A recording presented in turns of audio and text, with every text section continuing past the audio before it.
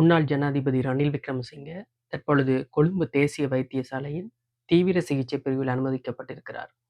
கைது செய்து வெலிக்கடை சிறைக்கு அழைத்துச் செல்லப்பட்ட பின்னர் அவருக்கு ஏற்பட்ட உயர் இரத்த அழுத்தம் காரணமாகவும் இதர பல அவருக்கு சில நோய் கண்டிஷன்ஸ் சில இருக்கிற டிசீஸ் கண்டிஷன்ஸ் இருக்கிறபடியா அவருடைய சிறைச்சாலை வைத்தியர் அவரை தேசிய வைத்தியசாலையில் அனுமதிக்கும்படி பரிந்துரைத்த பேரில் தான் அவர் அனுமதிக்கப்பட்டிருக்கிறார் தேசிய வைத்தியசாலை.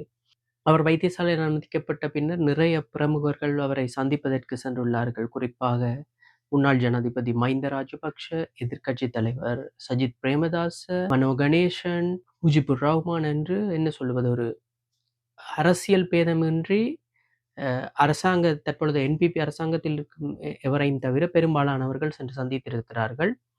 அவ்வளவு நேரம் நன்றாக இருந்தவர் சிறைச்சாலைக்கு சென்ற பின்னர் என்ன நடந்தது, ஏன் வைத்தியசாலையில் அனுமதிக்கப்பட்டிருப்பார் என்று சொல்லி, அதாவது அரச வைத்தியர் சிறைச்சாலை வைத்தியரின் பரிந்துரையின் பேரிலேயே அவர் தேசிய வைத்தியசாலையில் அனுமதிக்கப்பட்டிருக்கிறார்.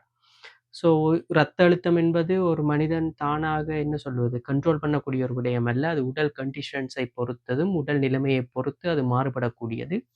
ஸோ இந்த விடயத்தில் வைத்தியர்கள் உண்மையை கூறித்தான் அவர்களை அனுமதித்திருப்பார்கள் என்று நான் நம்புவோம். ஸோ அதில் எந்த சர்ச்சையும் இல்லை. சில புகைப்படங்கள் வெளியிடப்பட்டிருந்தன. அவர் வைத்தியசாலைக்கு உள்ளே இருக்கும் சில புகைப்படங்கள். பட் என்ன சொல்வது, அதை உறுதிப்படுத்த முடியவில்லை அந்த புகைப்படங்களை பற்றி.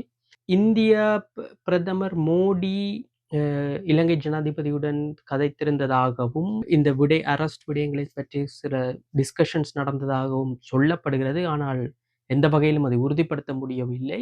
இப்படி ஒரு என்ன சொல்வது கொசிப்போ ரூமர் ஒன்று பரவி கொண்டிருக்கிறது.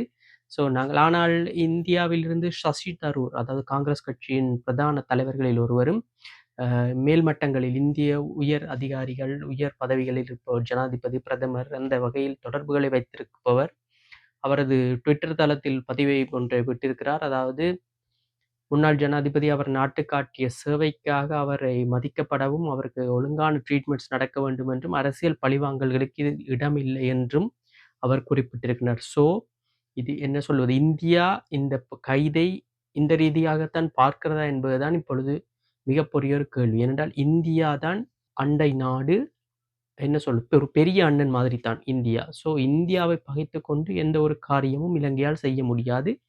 இலங்கை நிறைய கடந்த கால வரலாறுகளின்படி நிறைய சம்பவங்கள், யுத்தங்கள் அனைத்திலும் இந்தியாவின் ஆதிக்கம் பெருமளவாக இருந்திருக்கிறது. ஸோ இந்த விடயத்தில் இந்தியா என்ன மாதிரியாக தலையிடப் போகிறது என்று தெரியவில்லை.